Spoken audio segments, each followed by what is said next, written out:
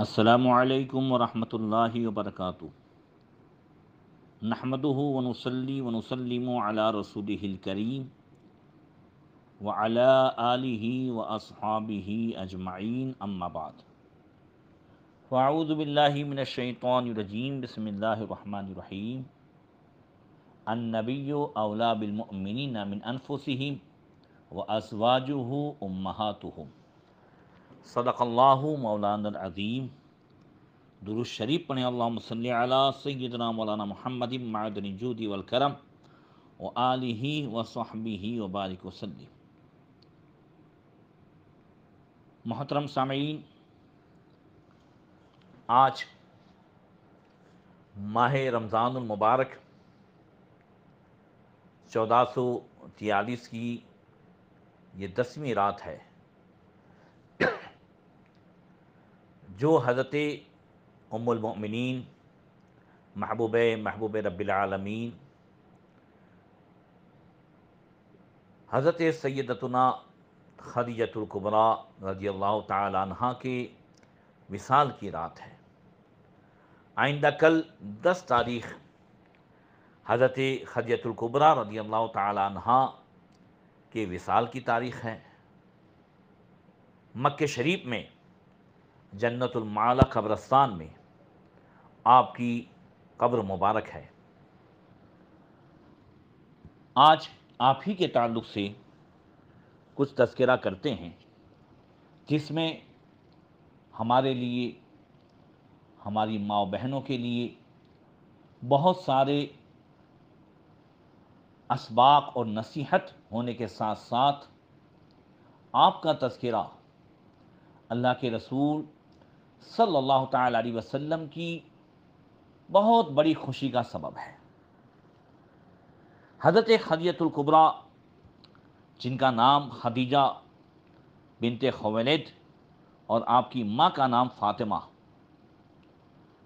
اور آپ ہی کی نسبت سے سیدۃ نساء عالمین حضرت خاتون جنت سیدتنا فاطمہ الزہرا رضی اللہ تعالی عنہا کا نام آپ کی والدہ کی نسبت سے رکھا گیا۔ نسب کے حوالے سے حضرت خدیجہ کو سرکار کے ساتھ یہ قرب حاصل ہے کہ تمام ازواج مطہرات میں آپ کم واسطوں سے رسول اللہ صلی اللہ تعالی وسلم کے نسب شریف سے آپ کا نسب ملتا جلتا ہے۔ حضرت خدیجہ کی کنیت ام القاسم اور ام ہند ہے، اور آپ کے بہت سارے القابات ہیں، جن میں سب سے مشہور لقب الکبریٰ ہے، جو آپ کے نام ہی کے ساتھ خدیجۃ الکبریٰ بولا جاتا ہے، اور آپ کا لقب طاہرہ، سیدۃ قریش اور صدیقہ بھی ہے، جیسا کہ نبی کریم صلی اللہ تعالی علیہ وسلم نے فرمایا، ہذہ صدیقۃ امتی، یعنی یہ خدیجہ میری امت کی صدیقہ ہے۔ نبی کریم صلی اللہ تعالی علیہ وسلم سے آپ کا تعلق، آپ کا رشتہ جس اسباب سے ہوا، ان میں سے ایک سبب یہ بھی ہے کہ جب آقا کریم صلی اللہ تعالی علیہ وسلم کی عمر شریف 25 سال ہوئی، اس زمانے میں آپ اپنے چچا جناب ابو طالب کی کفالت میں تھے، اور ایک دن حضرت آقا کریم صلی اللہ تعالی علیہ وسلم سے جناب ابو طالب نے کہا کہ آپ کی قوم کا قافلہ ملک شام جا رہا ہے، اور خدیجہ بنت خویلد بھی قوم کے بہت سارے افراد کو قافلے میں بھیج رہی ہے، جو اس کے مال سے تجارت کریں گے وہ نفع پائیں گے۔ حضرت خدیجہ اس وقت 2 مرتبہ بیوہ ہو چکی تھی، اور بہت بڑی آپ تاجرہ تھی۔ قریش میں آپ کا ایک نام تھا، آپ تاجرہ تھی، مگر ساتھ میں قریش میں آپ ایک پاکیزہ القاب سے بھی یاد کی جاتی تھی۔ آپ کا اخلاق کریمانہ تھا، اور سوچ بڑی پاکیزہ تھی۔ حضرت خدیجہ رضی اللہ تعالیٰ عنہا اس زمانے میں بھی بہت ہی اچھے اچھے القابات سے یاد کی جاتی تھی. تو جناب ابو طالب نے نبی کریم صلی اللہ علیہ وسلم سے کہا کہ اگر آپ ان کے پاس جائیں اور ان کا مال خود لے جانے کی پیشکش کریں تو مجھے یقین ہے کہ وہ آپ کا انتخاب کرنے میں دیر نہیں کرے گی اور دوسروں پر آپ کو فضیلت دے گی، کیونکہ خدیجہ کو آپ کی طہارت، پاکیزگی اور ایمانداری، دیانت داری کی ساری خبریں پہنچ چکی ہیں. جناب ابو طالب کہتے ہیں کہ اگرچہ میں آپ کا شام جانا پسند نہیں کرتا اور آپ کی جان پر یہودیوں کی طرف سے اندیشہ کرتا ہوں، لیکن اب اس کے سوا کوئی چارہ نہیں. جب ابو طالب نے نبی کریم صلی اللہ علیہ وسلم کو حضرت خدیجہ کبریٰ رضی اللہ تعالیٰ عنہ کے پاس جا کر خود تجارت کے لیے پیشکش کرنے کا کہا تو اللہ کے رسول صلی اللہ علیہ وسلم نے فرمایا کہ فَلَعَلَّهَا أَن تُرْسِلَ إِلَيَّ فِي ذَلِكَ، چچا جان امید ہے کہ خدیجہ خود ہی مجھے اس سلسلے میں بلائے گی. اس پر ابو طالب نے کہا کہ مجھے اندیشہ ہے کہ وہ کسی اور کو چن لے اور پھر آپ ایسی چیز کو طلب کریں گے جو منہ پھیر چکی ہوگی. اس پر آقا خاموش رہے اور حضرت خدیجہ الکبریٰ کو نبی کریم صلی اللہ علیہ وسلم اور ابو طالب کے درمیان ہونے والی بات پہنچ گئی. اس سے پہلے کہ حضرت خدیجہ کو رسول امین صاحب قرآن مبین کی ساری اخلاقی خوبیاں پہنچ چکی تھی، اس لیے انہوں نے خود نبی کریم صلی اللہ تعالی علیہ وسلم کے سامنے پیشکش پہنچائی. آپ پہلے بھی چاہ رہی تھی مگر آپ کو جھجک محسوس ہو رہی تھی کہ کہیں محمد صلی اللہ علیہ وسلم منع نہ کر دے، مگر جب یہ بات پہنچی چچا و بھتیجے کے درمیان جو ہوئی تھی، اس سے حضرت خدیجہ کا حوصلہ بڑھا اور انہوں نے نبی کریم صلی اللہ تعالی علیہ وسلم کو بلا بھیجا اور عرض کی کہ انہو قد دعانی الی البعثۃ الیک ما بلغنی من حدیثک وعظم امانتک وکرم اخلاقک وانا اعطیک ضعف ما اعطی رجلا من قومک. جناب خدیجہ نے یہ کہلایا کہ آپ کو بلا بھیجنے کی وجہ صرف وہ بات ہے کہ جو مجھے آپ کی سچائی، امانت داری اور آپ کے اچھے اخلاق کے بارے میں پہنچی ہے. اگر آپ میرے مال کو تجارت کے لیے لے جانے کی پیشکش قبول فرما لیں تو میں آپ کو اس کی نسبت جو میں لوگوں کو دیتی ہوں اس سے 2 گنا نفع آپ کو دوں گی. رسول اللہ صلی اللہ علیہ وسلم نے اسے قبول فرما لیا اور جب آقا نے اپنے چچا ابو طالب سے اس کا ذکر کیا تو وہ کہنے لگے کہ ان ھذا لرزق ساقہ اللہ الیک، بے شک یہ وہ روزی ہے جو اللہ تعالیٰ نے آپ کو عطا فرمائی. حضرت خدیجہ نے اپنے غلام میسرہ کو حضور صلی اللہ تعالی وسلم کے ساتھ کر دیا تھا اور یہ تاکید کی تھی کہ کسی بات میں آپ کی نافرمانی نہ کرے اور نہ آپ کی رائے سے اختلاف کرے. لا تعصی امرک ولا تخالف رائک، یہ خاص تاکید کی تھی حضرت خدیجہ نے. اور روانگی سے پہلے نبی کریم صلی اللہ علیہ وسلم کے چچاؤں نے قافلے والوں کو حضور نبی کریم صلی اللہ علیہ وسلم پر شفقت کرنے کا کہا. جب آقا کریم صلی اللہ تعالی علیہ وسلم روانہ ہونے لگے اس وقت آپ پر بادل نے بھی سایہ کیا ہوا تھا. جب نبی کریم صلی اللہ علیہ وسلم اور میسرہ یہ سفر کرتے کرتے جب شام پہنچے تو یہاں انہوں نے بصرہ کے بازار میں ایک درخت کے سائے تلے پڑاؤ کیا. اس کے قریب ہی ایک عیسائی راہب جس کا نام نستورہ تھا اس کی عبادت گاہ تھی.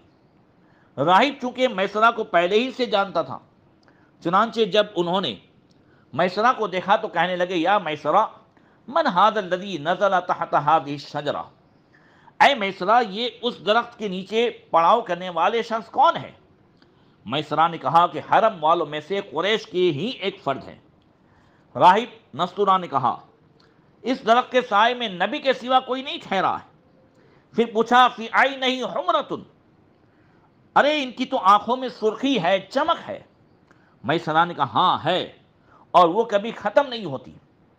اس پر راہب نے کہا ہوا آخر الانبیاء یا لیت انی ادرکہ حین یؤمر بالخروج، ہاں ہاں یہی ہے وہ آخری نبی، اے کاش میں اس وقت آپ کو پا سکوں جب آپ صلی اللہ تعالی علیہ وسلم کو اعلان نبوت کا حکم ہوگا۔ اور ایک روایت میں یہ ہے کہ جب اس نستورہ راہب نے نبی کریم صلی اللہ تعالی وسلم پر بادل کو سایہ فگن دیکھا تو گھبرا کر پوچھا تم کون ہو؟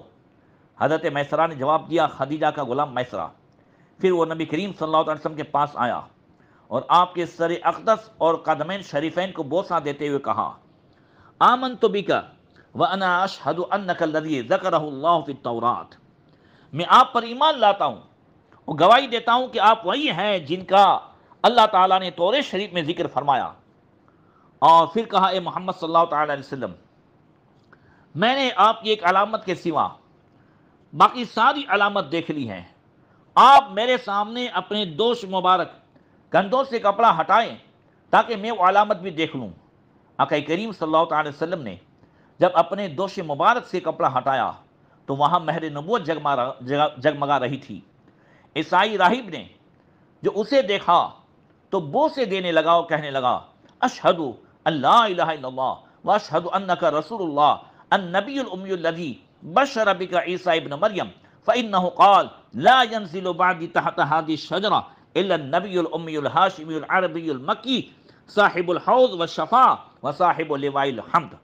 میں گواہی دیتا ہوں اللہ کے سوا کوئی معبود نہیں، اور میں گواہی دیتا ہوں کہ آپ صلی اللہ تعالی علیہ وسلم ہی اللہ کے وہ امی رسول و نبی ہیں جن کی حضرت عیسیٰ نے بشارت دی تھی، اور انہوں نے فرمایا تھا کہ میرے بعد اس درخت کے نیچے وہ نبی ٹھہرے گا جو امی ہاشمی عربی اور مکی ہے اور حوض کوثر کے مالک ہیں، شفاعت کبریٰ انہی کے حصے میں آئے گی، اور بروز قیامت حمد کا جھنڈا انہی کے دست اقدس میں ہوگا۔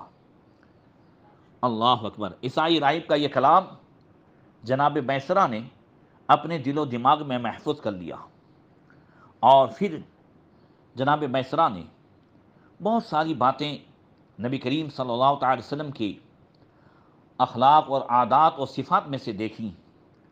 اس میں یہ بھی دیکھا کہ لوگ جب تجارت کرتے تھے بصرہ کے بازار میں تو لات و عزیٰ کی قسم کھاتے، مگر نبی کریم صلی اللہ تعالی علیہ وسلم سے جب کہا گیا تو آپ نے منع کر دیا اور کہا میں اللہ وحدہ لا شریک کو ماننے والا ہوں اور جھوٹے معبود کی جو ہے قسم نہیں کھاتا۔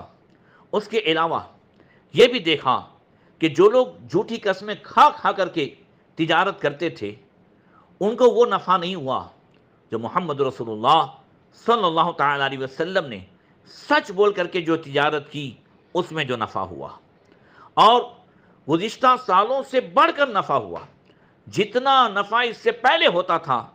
میسرہ نے کہا اے محمد صلی اللہ علیہ وسلم، میں نے اتنا زیادہ نفع کبھی نہیں دیکھا جو آپ کی بدولت ہوا ہے۔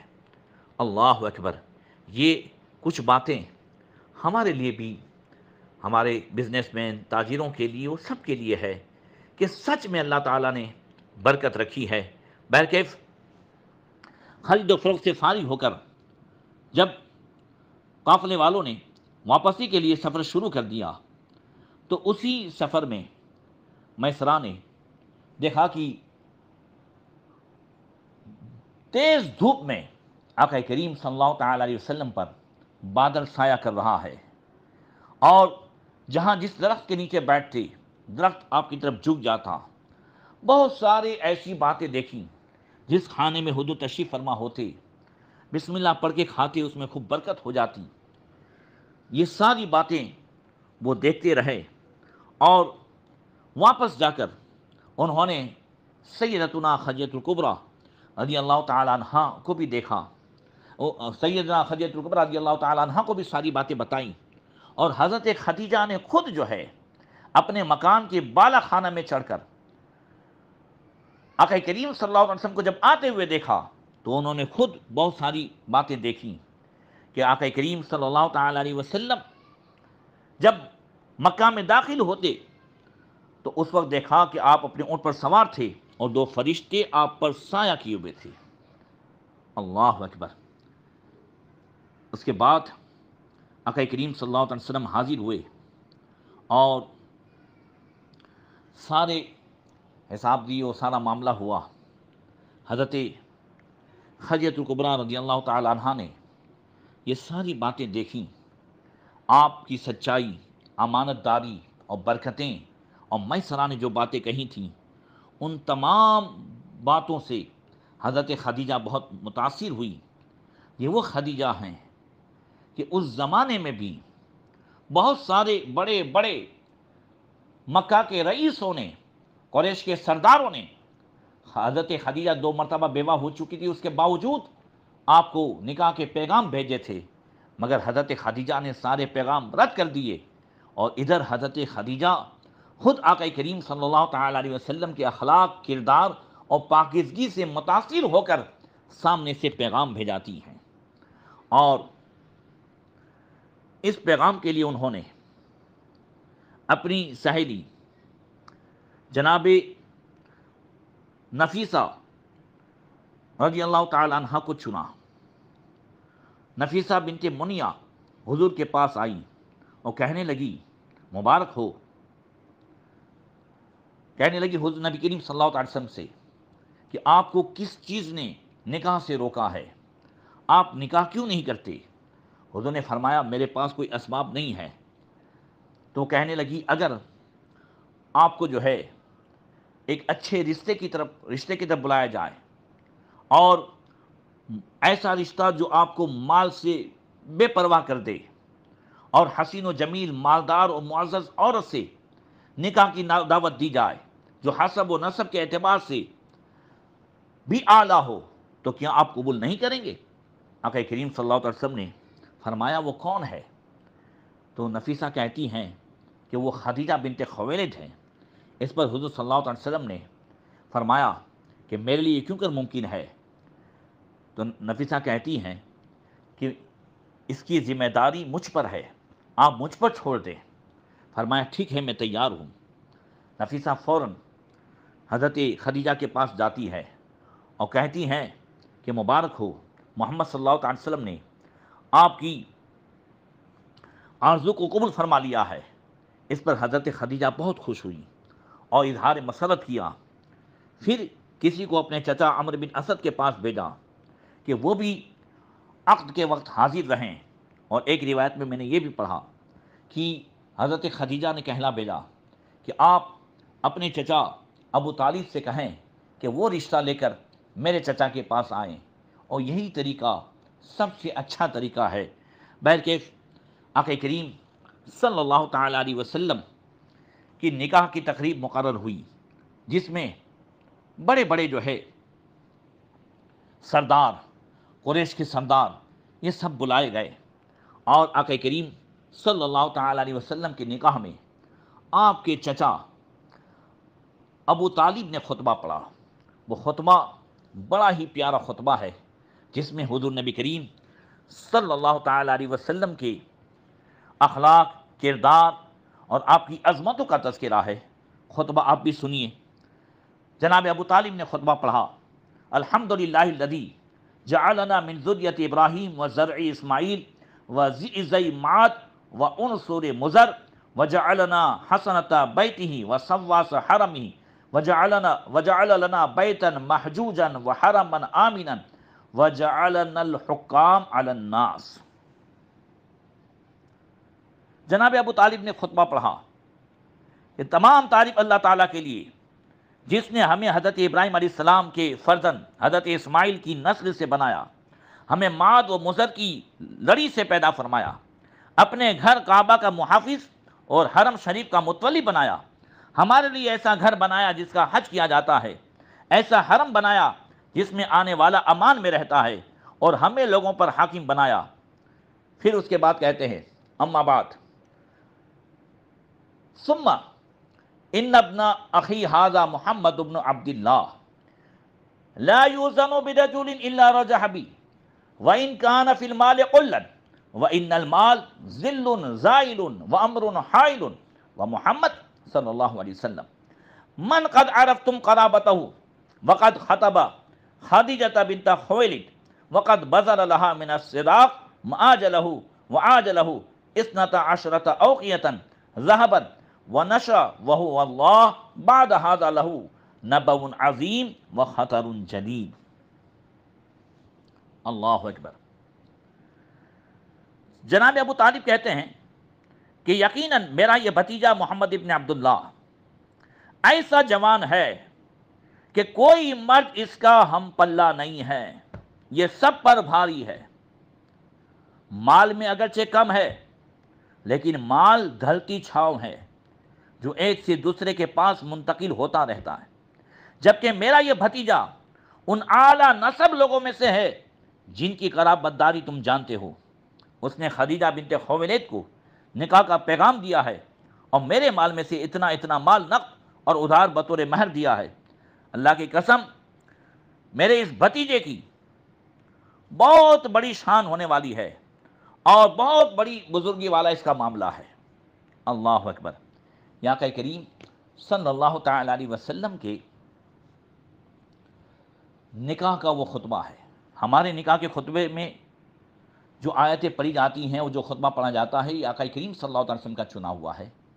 اور آقا کریم کے نکاح میں جو خطبہ پڑھا گیا وہ جناب ابو طالب نے پڑھا، جس میں بھی اس بات کی وضاحت ہے ابھی حضور کے اعلان نبوت میں 15 سال باقی ہیں، مگر پھر بھی وہ کہہ رہے ہیں جناب ابو طالب لا یؤذن برجل الا رجح بی، میرے اس بھتیجے کا جس سے بھی مقابلہ کرو گے میرے بھتیجے کا پلہ بھاری ہوگا. کیا شان اللہ عطا فرمائی اللہ تبارک و تعالیٰ نے.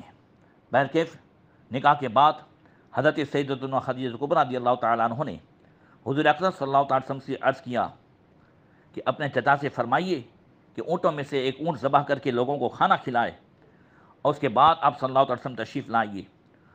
اور حضور حضرت خدیجہ کبریٰ رضی اللہ تعالیٰ عنہ کے ساتھ زندگی گزارنے لگے. اب حضرت خدیجہ کی زندگی کے کچھ اہم پہلوؤں کو دیکھیں. سب سے پہلے کہ جب حضرت خدیجہ کی شادی آقا کریم سے ہوئی، اس کے بعد کفار مکہ میں بہت سارے ایسے تھے جن کے پیٹ میں درد ہونے لگا اور وہ حضرت خدیجہ کے خلاف باتیں کرنے لگے اور کہنے لگے کہ خدیجہ نے محمد جیسے مفلس میں کیا دیکھ لیا کہ بڑے بڑے رشتے ٹھکرا دیے اور ان سے شادی کر لی. حضور نبی کریم صلی اللہ علیہ وسلم کو کوئی مفلس کہے حضرت خدیجہ نے برداشت نہیں کیا اور فوراً وہ کعبے میں گئی اور کعبہ شریف کا دروازہ پکڑ کر جتنے بھی قریش کے سردار بیٹھے تھے سب کو مخاطب کیا اور فرمایا سن لو، میں نے اپنا سارا مال محمد صلی اللہ تعالی علیہ وسلم کو دے دیا اور ان کو مالک بنا دیا. اب اگر کوئی مفلس اور غریب ہے تو خدیجہ ہے، اور اگر مالدار ہے تو محمد صلی اللہ تعالی علیہ وسلم ہے، غنی ہے تو محمد صلی اللہ تعالی علیہ وسلم ہے. اس پر سارے کفار مکہ سٹ پٹا گئے، مگر حضرت خدیجہ کی اس قربانی سے آقا کریم صلی اللہ تعالی وسلم بہت خوش ہوئے اور ہمیشہ حضور اس انتظار میں رہے کہ حضرت خدیجہ کو اس کا کیا بدلہ دیا جائے.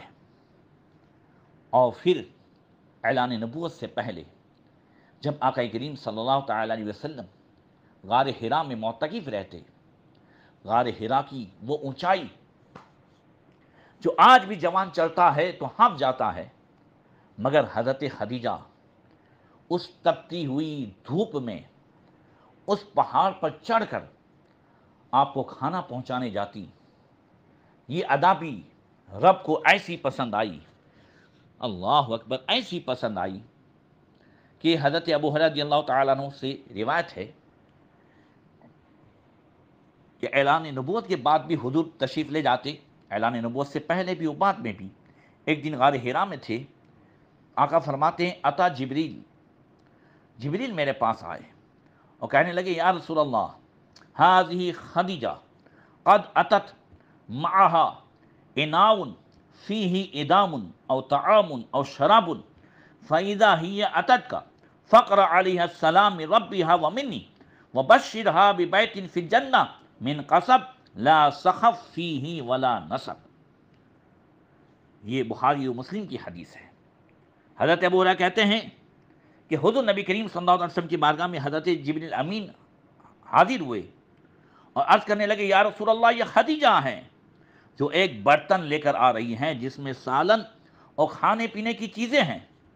जब ये आपके पास आए तो या रसूल अल्लाह उन्हें उनके परवरदिगार का और मेरा सलाम कहिए और उन्हें जन्नत में मोतियों के महल की बशारत दे दीजिए जिसमें न कोई शोर होगा और न कोई तकलीफ होगी। अल्लाह अकबर। ये जन्नत के महल की बशारत आका करीम सल्लल्लाहु अलैहि वसल्लम ने फरमाई, ये मैं जो इंतज़ार कर रहा था, अल्लाह ताला ने खदीजा की उस कुर्बानी का बदला अता फरमाया और अल्लाह ताला का सलाम आया। अल्लाह अकबर। इस पर हज़रत खदीजा को जब हुज़ूर ने फरमाया तो हज़रत खदीजा की फ़क़ाहत देखें। वो क्या कहती हैं, इन्नल्लाह वस्सलाम व अला जिब्रील अस्सलाम व अलैकस्सलाम व रहमतुल्लाहि व बरकातुहू। यानी अल्लाह ताला तो सलाम है और जिब्रील पर भी सलाम हो और या रसूलल्लाह आप पर भी सलामती हो और अल्लाह की रहमतें उसकी बरकतें नाज़िल हो। ये नहीं कहा कि अल्लाह को भी सलाम हो। हज़रत खदीजा की जो है फ़क़ाहत देखें, इन्नल्लाहु वस्सलाम, अल्लाह पर सलाम हो, ऐसा नहीं कहा कि अल्लाह तो सलाम ही है। जैसे हम दुआ करते हैं, अल्लाहुम्मा अंतस सलाम व मिनकस सलाम, ये अल्लाह तू ही सलाम है, तेरी तरफ से सलामती है। तो हज़रत खदीजा को परवरदिगार की तरफ से सलाम, जिब्रील अमीन की तरफ से सलाम। आला हज़रत रज़ियल्लाहु तआला अन्हु ने अपने सलाम में हज़रत खदीजा पर इन अंदाज से सलाम भेजा और जिस महल की बशारत जिन अल्फाज में हुई उन अल्फाज का भी जिक्र किया। तज़मीन के साथ आप भी सुने कि मादर अव्वली अहले ईमा की है ये उसकी बुजुर्गी व पाकीज़गी, बरगुज़ीदा है रब्बे मोहम्मद की भी अश्क से जिस पे तस्लीम नाजिल हुई, उस सराय सलामत पे लाखों सलाम, उसका जिब्रील मलहूज़ रखे अदब, जन्नती गोहरें घर उसे बख्शे रब, कोई तकलीफ उसमें ना शोर व शगब, मंजिल मिन कसब ला नसब ला सखब, ऐसे कोशक की जीनत पे लाखों सलाम। अहले इस्लाम की मादरान शफीक बानवान तहारत पे लाखों सलाम। सीमा पहली माँ कहफ अमनो अमा, हक गुजारे रफ़ाकत पे लाखों सलाम। हज़रत खदीजतुल कुबरा रज़ियल्लाहु तआला अन्हा की शान में से एक चीज़ आपने ये समात की। दूसरी कि आका करीम सल्लल्लाहु तआला अलैहि वसल्लम पर जब पहली वही नाजिल हुई तो हज़रत खदीजा के पास तशरीफ़ ले गए। देखिए, हज़रत खदीजा के अंदर एक नेक औरत की सारी खसलतें जो हुज़ूर ने बयान फरमाई वो मौजूद है। हुज़ूर ने फरमाया था कि नेक औरत कौन है? फरमाया, मस्तफ़ादल मुमिन बाद तक़वल्लाहि खैरुल लहु मिन ज़ौजतिन सालिहा इन अमरहा अताअतहु व इन नज़र इलैहा सर्रतहु। नेक औरत वो है कि अगर शोहर हुक्म दे तो उसे बजा लाए और शोहर उसकी तरफ देखे तो वो शोहर के टेंशन को दूर कर दे, शोहर को खुश कर दे, मुस्कुराकर अपने शोहर का इस्तकबाल करे, वेलकम करे, वो नेक औरत है। जब हुजूर पर पहली वही का नुज़ुल हुआ, ऐलान नबूवत का हुक्म हुआ तो हज़रत खदीजा के पास गए। वही राजदार थी। आपने फरमाया, खशीतु अला नफ्सी, मुझे डर लग रहा है। किस बात का डर था? कि मुझे ये हुक्म है कि एक अल्लाह वहदहु ला शरीक की इबादत का ऐलान करूं, मेरी कौम मेरा साथ देगी या नहीं देगी। इस पर नबी करीम सल्लल्लाहु तआला अलैहि वसल्लम को जिन पाकीज़ा जुमलों के साथ ढारस बंधाई है और हुजूर के हौसले बढ़ाए और हुजूर की पिछली पाकीज़ा ज़िंदगी का जो तज़किरा किया है बुखारी शरीफ में है। पहले ही उसमें आप देखें, बुखारी शरीफ में है, हज़रत खदीजा क्या कहती, کلا واللہ لا تخزک اللہ ابدا انک تکسب الرحم، ہاں ہاں انک تکسب المعدوم، قسم خدا کی اللہ تبارک و تعالی ہرگز آپ کو رسوا نہیں کرے گا۔ انک لتصل الرحم، آپ تو جو ہے رشتوں کو جوڑنے والے ہیں، اور آپ بیواؤں کا آسرا ہیں، جو کما نہیں سکتے ان کو آپ کما کر کے کھلانے والے ہیں، آپ یتیموں کے ماوا ملجا ہیں۔ اللہ تعالیٰ نے آپ کے اندر اتنی خوبیاں رکھی ہیں تو انشاءاللہ تعالی اللہ آپ کے پیغام کو بھی مقبل فرمائے گا اور اللہ تعالیٰ آپ کی مدد فرمائے گا۔ یہ وہ پاکیزہ جملے ہیں جس نے آقا کریم صلی اللہ تعالی علیہ وسلم کے جو ہے اس پاکیزہ اعلان میں وہ قوت عطا فرمائی، اور اسی سے سبق ملتا ہے کہ ہر وہ عورت اپنے شوہر کی ڈھارس بن سکتی ہے جب شوہر اگر اللہ نہ کرے زمانے کے حادثات کا شکار ہو گیا ہو یا کوئی معاملہ ہوا ہو، اگر نیک عورت ہے تو روڑ پتی شوہر کو کروڑ پتی بنا سکتی ہے، اور اگر بد چلن ہے، بد اخلاق ہے اور فضول خرچی میں اول نمبر ہے تو وہ کروڑ پتی شوہر کو بھی روڑ پتی بنا سکتی ہے۔ یہ عورت کی اچھے اخلاق اور برے اخلاق، اچھا کیریکٹر اور برے کیریکٹر پر اس کا مدار ہے۔ حضرت خدیجہ الکبریٰ رضی اللہ تعالی عنہا کی زندگی میں بہت سارے ایسے جو ہے گوشے ملتے ہیں۔ اسی کے ساتھ ساتھ آقا کریم صلی اللہ تعالی علیہ وسلم اکثر حضرت خدیجہ کا ذکر بھی فرماتے، اور حضرت خدیجہ کے تذکرے کے بعد حضور بکری ذبح کرتے اور حضرت خدیجہ کی سہیلیوں کو بھی بھیجتے تھے۔ چنانچہ مسلم شریف میں ہے، حضرت ام المؤمنین عائشہ صدیقہ رضی اللہ تعالیٰ عنہ کہتی ہیں ما غرت علی نساء النبی الا علی خدیجہ رضی اللہ تعالیٰ عنہ وانی لم ادرکها قالت وکان رسول اللہ صلی اللہ علیہ وسلم اذا ذبح الشاة فیقول ارسل بها الى اصدقاء خدیجہ۔ کہتی ہیں حضرت عائشہ صدیقہ رضی اللہ تعالیٰ عنہ کہ میں نے حضور نبی کریم صلی اللہ تعالی علیہ وسلم کی ازواج مطہرات میں سے کسی پر رشک نہیں کیا سوائے حضرت خدیجہ کی۔ اور ان پر کیوں رشک کرتی تھی؟